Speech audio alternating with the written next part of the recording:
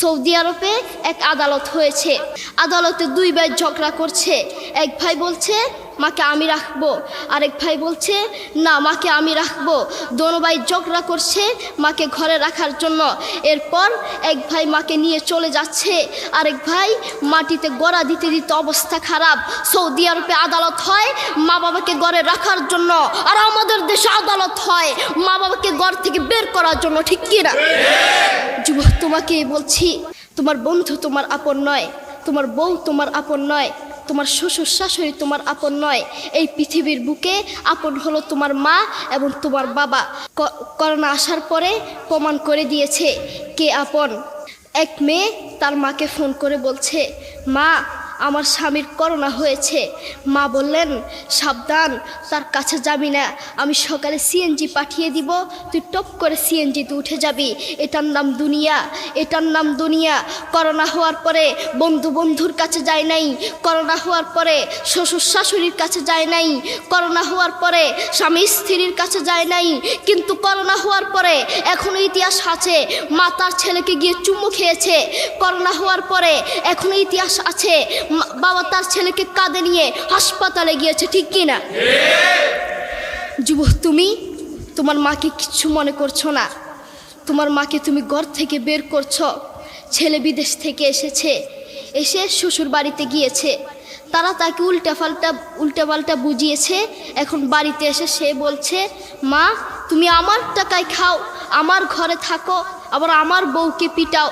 এই কথা শোনার পরে কি কোনো মার কলিজা আছে?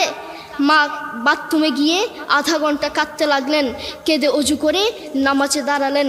নামাজ পড়ে আল্লাহর কাছে বলতে লাগলেন, আল্লাহ তুমি আমার মার উপর রাগ করিও না, আমার ছেলের উপর রাগ করিও না, ও ভুল করেছে, তুমি আমার ছেলের উপর রাগ করিও না, আমি আমার ছেলেকে বুঝাবো। এরপর মা গিয়ে ছেলেকে বুঝাচ্ছেন, বলছেন বাবা তুমি আমাকে বের করে দিবা, সমস্যা নেই, তুমি আমাকে বের করে দিও, কিন্তু আমার একটা স্বপ্ন আছে। ছেলে বললেন কি স্বপ্ন বলেন?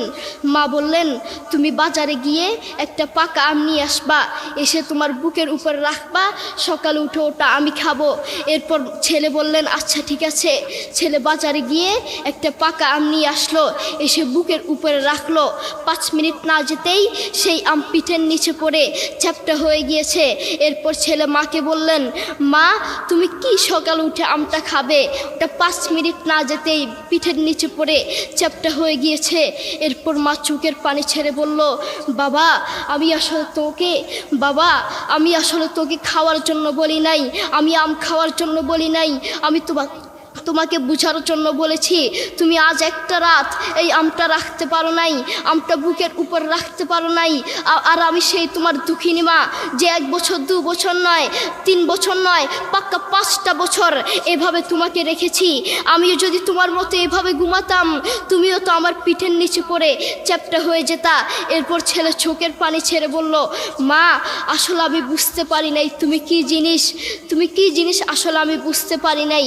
সৌদি আরবে এক আদালত হয়েছে। আদালতে দুই ভাই ঝগড়া করছে।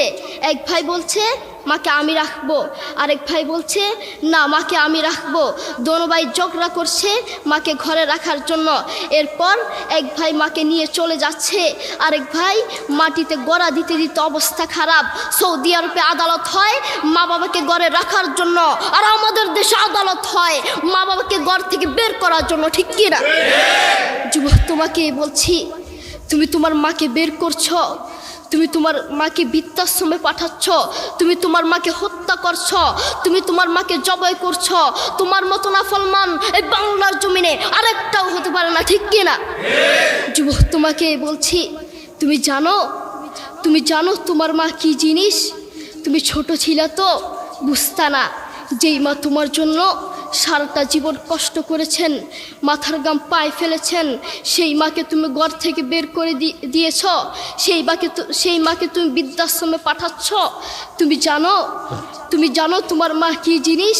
তুমি খোঁজ নিয়ে দেখো, তোমার মা কিছু খেতে লাগলে তোমাকে ছাড়া খেত না, তোমাকে ছাড়া খেত না, অল্প একটু খেত আর সব তোমার জন্য রেখে দিত।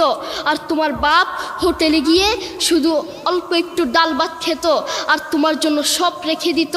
তোমার মার তোমার প্রতি এত মায়া, তোমার বাবার তোমার প্রতি এত মায়া, সেই বাবাকে তুমি ঘর থেকে বের করছ, সেই মাকে তুমি ঘর থেকে বের করছ, বৃদ্ধাশ্রমে পাঠাচ্ছ। তোমাকে আল্লাহর সামনে আসামির কাঠগড়ায় দাঁড়াতে হবে। আল্লাহ তাআলা আমাদের সবাইকে বুঝার তৌফিক দান করুন।